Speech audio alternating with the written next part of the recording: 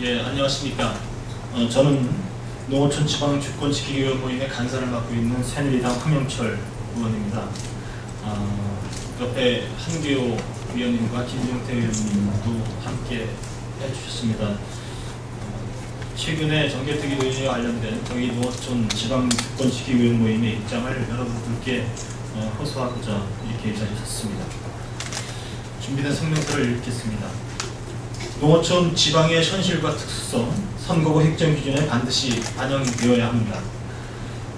오늘 우리 농어촌 지방 의원들은 농어촌 지방을 전면 배제한 채 선거구 획정 논의를 이어가고 있는 현재 국회 상황에 안타까움과 깊은 유감의 뜻을 표하며 비정상적인 국회의원 선거구 획정 논의를 바로잡아야 한다는 절실함 속에 이 자리에 섰습니다.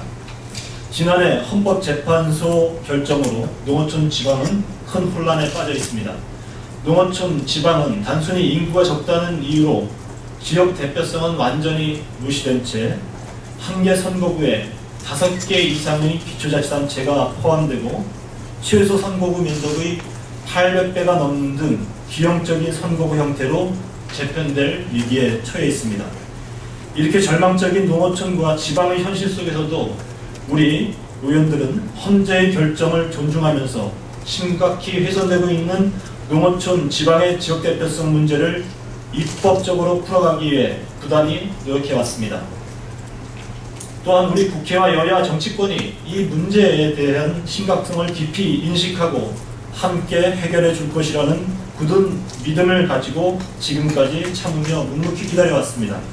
그러나 지금 국회는 이러한 기대와 믿음을 저버리고 농어촌 지방 국민들의 진정한 요구를 외면한 채 선거구 획정 논의를 이어가고 있습니다. 저를 포함한 농어촌 지방의원 중심으로 농어촌 지방의 지역대표성 훼손 문제와 투표가치의 평등성 문제를 해결하고자 여러 입법안을 국회에 제출하였지만 이 의안들은 국회 정개특위에서 단 한 번도 심사받지 못한 채 폐기될 위험에 처해 있습니다. 정개특위에 제출된 의안을 심사조차 하지 않고 위원회 대안으로 통합, 폐기해서는 절대 안 됩니다. 정개특위에서는 농어촌 지방의원들이 발의한 의안을 심사하지 못하고 있는 데에는 헌재 결정을 구실삼아 인구, 대표성 중심의 선거구 획정 기준만을 통한 통합 논리가 강하게 작용되고 있기 때문입니다. 정개특위 위원 일부가 농어촌 지방 출신 의원들의 발의한 의안들은 논할 가치조차 없다는 식의 태도를 보이는 것은 바로 이 때문입니다.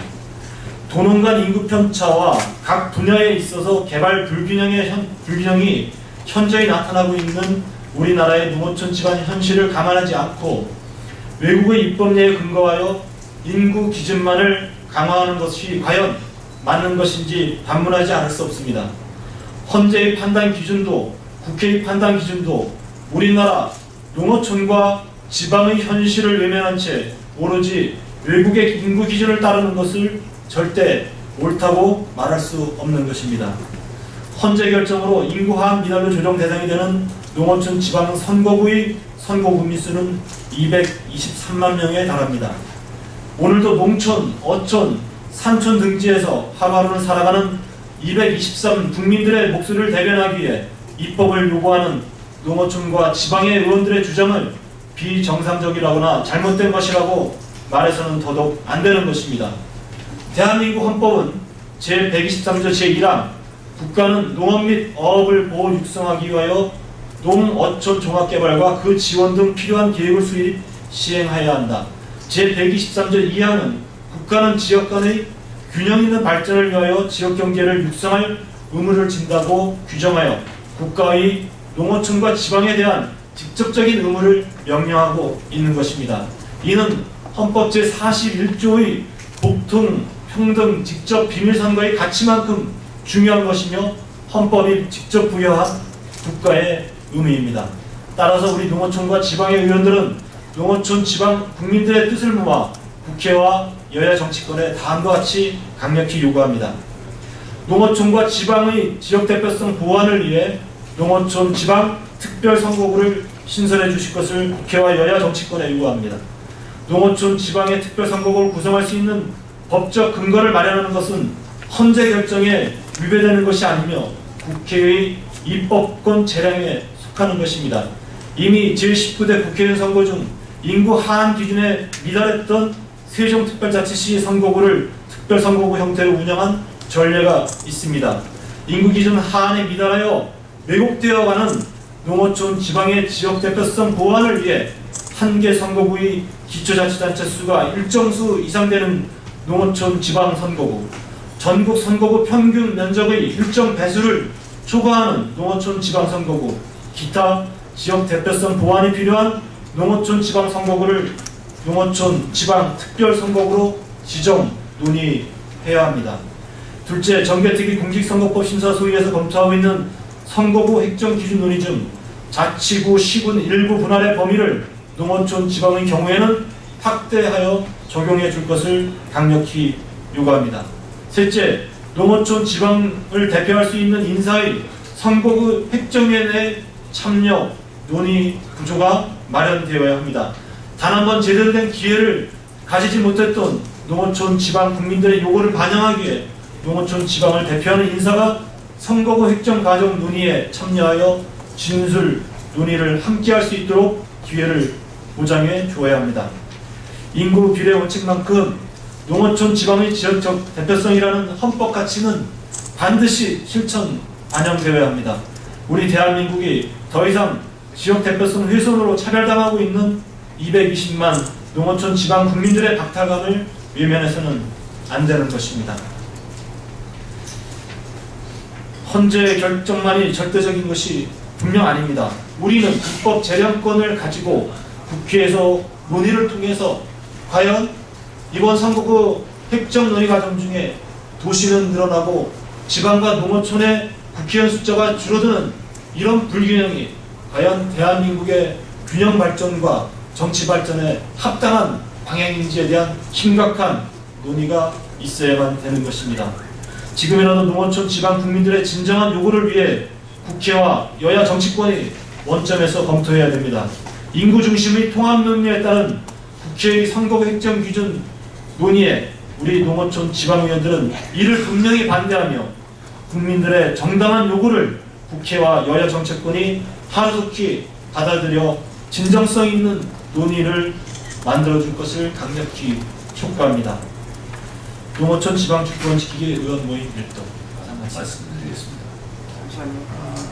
저 같은 경우는 지역구가 서울 면적의 7배 정도 됩니다. 그러면 이 7배 되는 면적에 거주하는 주민들에 대한 대표성에 대한 문제인데 접촉 자체가 그만큼 넓기 때문에 접촉이 어렵습니다. 따라서 국회의원이 넓은 지역을 맡은 곳일수록 주민들의 의사가 정치권에 반영되기가 어렵다는 것입니다. 이런 점에서도 실제로 면적에 대한 고려가 반드시 이루어져야 됩니다. 왜냐하면 적은 면적에서 밀집해서 사시는 분들은 국회의원을 자주 만날 수 있지만 넓은 지역에 분산해서 사시는 분들은 몇 년이 돼도 한번 만나기 어려운 경우가 있습니다. 따라서 그 지역에서 문제가 되는 것들이 정치에 반영되기 어렵다는 점이 있습니다. 이런 면에서도 지역 면적이 반드시 국민들의 정치 참여하는 데서도 반영되어야 된다고 생각을 합니다. 다시 한번 저희가 서울 면적이 7배인데 이것도 더 다시 늘린다면 국회의원도 하지 말라는 것이고 그 지역의 주민들은 그만큼 불이익을 받는 것입니다. 참고해 주시기 바랍니다. 감사합니다. 저도 참고적으로 한 말씀 드리겠습니다. 경북 상주 출신 김종태 의원입니다.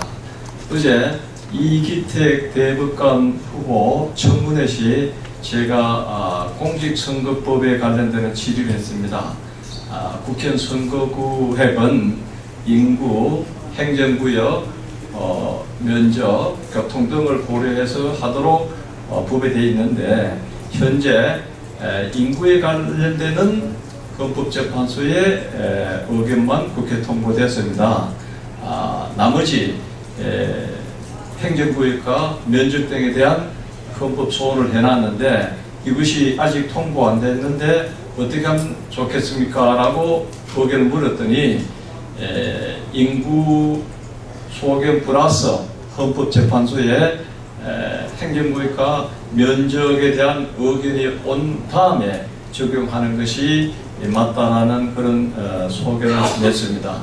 따라서 국회에서는 법조계라든지 또는 국민, 언론인 모든 분들에게 의견을 청취해서 이번에 인구만을 소견내는 헌법재판소의 의견을 존중해서 할 것인지 아니면 좀 더 기다렸다가 행정구역과 면적의 의견을 받아서 할 것인지를 국민 공감대를 얻어서 진행해야 된다고 저는 생각합니다. 감사합니다.